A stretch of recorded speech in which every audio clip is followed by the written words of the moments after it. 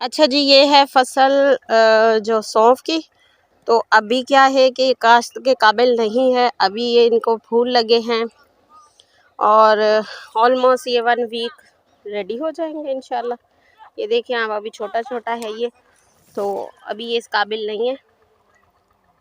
तो हम आए थे गांव, तो हमने सोचा क्यों ना आपको इनका भी विज़िट करवा दे कि ये जो हमारी मसाला जात हैं ये किस तरह से जो है ज़ेरे ज़मीन लगते हैं। अच्छा ये देखिए मज़ेदार सा, ये हमें एक मिल गया है सौंफ। ये तकरीबन ये शेप दे चुका है कि जी ये सौंफ है, तो इसकी शेप आ रही है ये, ठीक है। तो ये देखिए माशाल्लाह ये सौंफ है यार, सारी फसल ये जो है सौंफ की है, ठीक है, आपको नज़र आ रही है। तो जब इसकी काश्त होगी तो इंशाल्लाह हम आपको दिखाएंगे आगे चल के। तो वीडियो को स्किप मत कीजिएगा, बहुत कुछ आपको दिखाने वाले हैं इंशाल्लाह हम। देखें हम